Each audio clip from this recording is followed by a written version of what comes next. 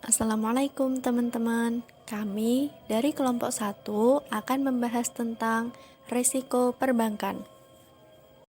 Poin pembahasan. Yang pertama, pengertian risiko perbankan. Yang kedua, bank devisa dan bank non-devisa. Yang ketiga, tindakan pemerintah dalam mengatasi perbankan bermasalah. Yang keempat, kebijakan perbankan dalam menghindari risiko. Yang kelima, pengawasan perbankan sebagai bagian menghindari risiko. Dan yang keenam, antisipasi perbankan dalam menghadapi tindak pidana perbankan. Apa sih yang dimaksud dengan risiko perbankan? Pengertian risiko perbankan. Risiko perbankan yaitu risiko yang dialami oleh sektor bisnis perbankan sebagai bentuk dari berbagai keputusan yang dilakukan dalam berbagai bidang. Contohnya seperti keputusan penyaluran kredit, penerbitan kartu kredit, valuta asing, inkaso, dan berbagai bentuk keputusan finansial lainnya, di mana telah menimbulkan kerugian bagi perbankan tersebut dan kerugian terbesar berupa dalam bentuk finansial. Risiko perbankan fokus pada masalah finansial, karena bisnis perbankan adalah bisnis yang bergerak di bidang jasa keuangan. Bank menyediakan fasilitas yang mampu memberikan kemudahan kepada publik sebagai nasabahnya untuk memperlancar segala urusan yang menyangkut dengan masalah keuangan. Selanjutnya yaitu bank devisa dan bank non-devisa. Jadi, apa sih bank devisa dan bank non-devisa? Bank devisa merupakan bank yang dapat mengadakan transaksi internasional seperti ekspor dan impor, jual beli falas, dan segala aktivitas lainnya yang sejenis. Sedangkan bank non-devisa adalah bank yang dalam aktivitasnya tidak dapat mengadakan transaksi internasional, namun bank tersebut bisa mengubah statusnya menjadi bank devisa, asal ia memenuhi beberapa syarat dan ketentuan yang harus dipenuhinya, seperti Bank Artagraha. Jadi, dengan begitu, risiko yang dialami oleh bank devisa lebih kompleks dibandingkan dengan apa yang dialami oleh bank non-devisa. Apalagi jika ini ditinjau dari segi penggunaan kredit dalam mata uang asing.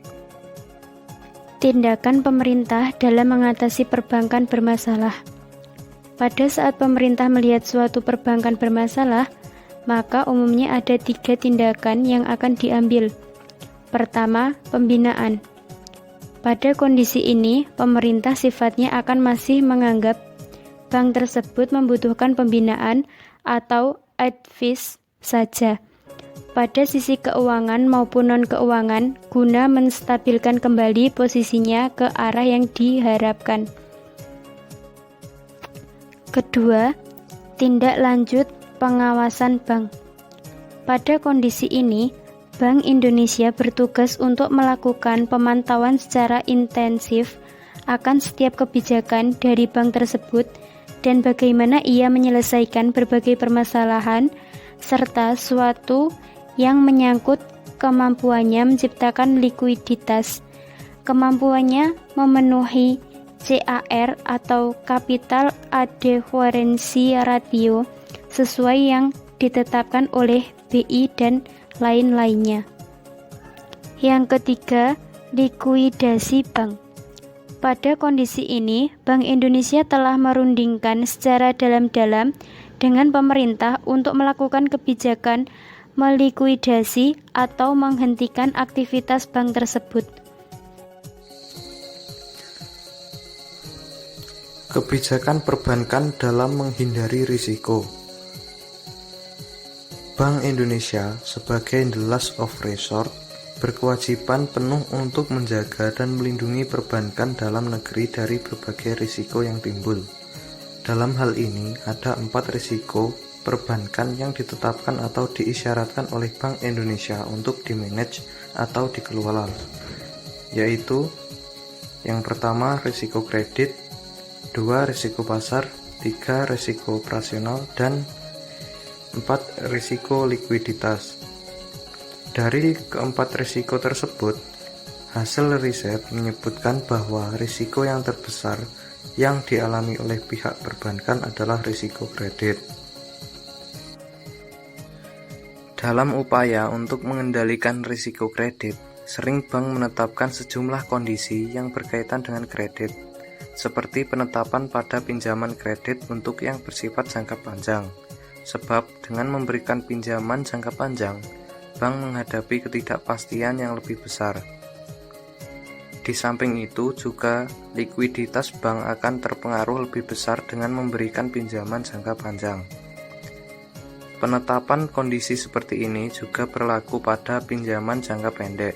Ini semua terakumulasi pada tahap awal di mana bank memberikan sejumlah kondisi tertentu yang harus dipenuhi dan dilaksanakan oleh debitur sebelum pencairan kredit dilaksanakan. Jadi di sini perbankan berusaha maksimal untuk mengendalikan kredit yang disalurkan atau diterima oleh debitur untuk dipergunakan dan dilaksanakan sesuai dengan kesepakatan yang ditandatangani.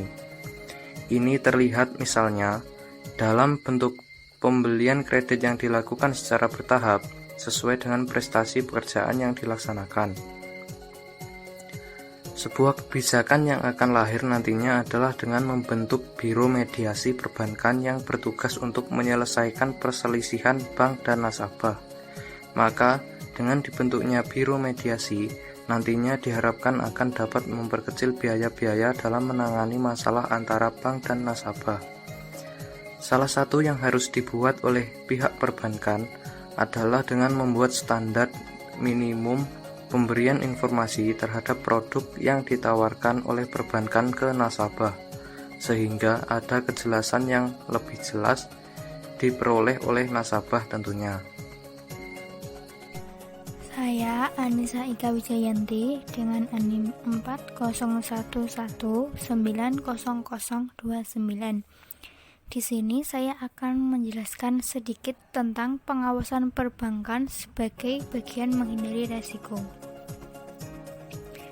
Dalam usaha untuk menciptakan kondisi perbankan yang baik dan tegas, serta menerapkan prinsip-prinsip GCG atau Good Corporate Governance atau tata kelola perusahaan yang baik, maka lembaga perbankan harus selalu diawasi dengan seksama. Nah, secara umum pengawasan pada lembaga perbankan itu ada dua, yaitu yang pertama, pengawasan yang dilakukan oleh internal perbankan. Pengawasan yang dilakukan oleh internal perbankan ini dilakukan oleh Direktur Kepatuhan, Satuan Kerja Audit Intern, dan Sistem Pengawasan Melekat. Sistem pengawasan yang kedua yaitu pengawasan yang dilakukan oleh eksternal perbankan. Pengawasan ini dilakukan oleh pihak bank sentral. Bank sentral sebagai pemegang otoritas moneter di suatu negara memiliki wewenang penuh dalam usahanya menjaga dan memelihara kestabilan perbankan dalam negeri. Nah, di sini setiap lembaga perbankan berkewajiban untuk memberikan laporan keuangan atau financial statement dalam berbentuk tertulis dan itu sifatnya berkala. Selanjutnya yaitu untuk menciptakan suatu tatanan dunia perbankan yang lebih baik, maka dalam pengawasan yang telah dilakukan tersebut harus diikuti dengan tindakan pemeriksaan yang baik. Bentuk pemeriksaan ini juga ada dua, yaitu pemeriksaan umum dan juga pemeriksaan khusus. Untuk yang pertama yaitu pemeriksaan umum. Pemeriksaan umum sendiri disebut juga dengan pengawasan langsung.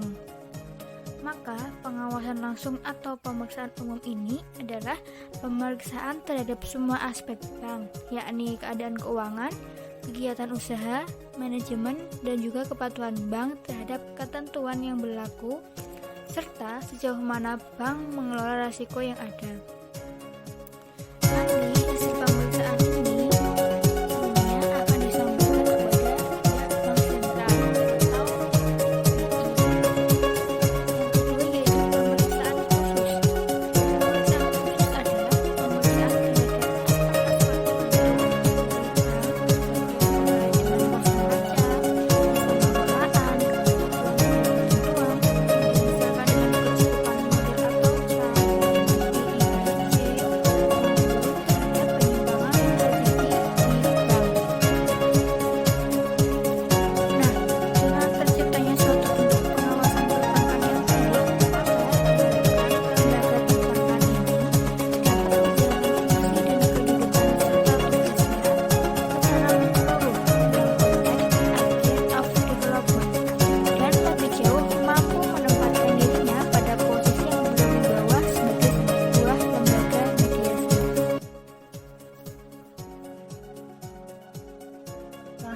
yaitu antisipasi perbankan dalam menghadapi tindak pidana perbankan.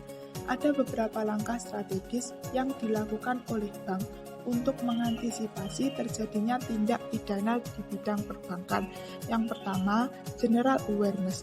General awareness merupakan seluruh pegawai bank harus mempunyai kesadaran tentang kemungkinan terjadinya kejahatan berikut implikasinya, serta memiliki pengetahuan tentang bagaimana hal tersebut dapat terjadi. Kedua, good understanding. Good understanding merupakan pemahaman tentang perlunya pedoman standar pengawasan dan pengaman terhadap kemungkinan terjadinya kejahatan dalam operasional perbankan. 3. Risiko assessment. Dalam risiko assessment mencantumkan kemungkinan terjadinya kejahatan pada penilaian risiko bisnis. 4. Dynamic prevention. Dynamic prevention yaitu pencegahan yang dinamis dalam pengawasan berbasis risiko yang berfungsi sebagai alat utama untuk mengidentifikasi hambatan dalam mencapai tujuan. Kelima, proactive detection. Dalam suatu organisasi perlu memahami kejahatan, risiko yang akan timbul secara proaktif dalam hal terjadi suatu kejahatan dan bagaimana kejahatan dapat ditangani. Terakhir, investigasi. Setiap bank harus memiliki tim investigasi yang mampu melakukan investigasi atas suatu kasus yang terjadi. Tim tersebut dapat terdiri dari tim inter dan atau tenaga ahli dari luar.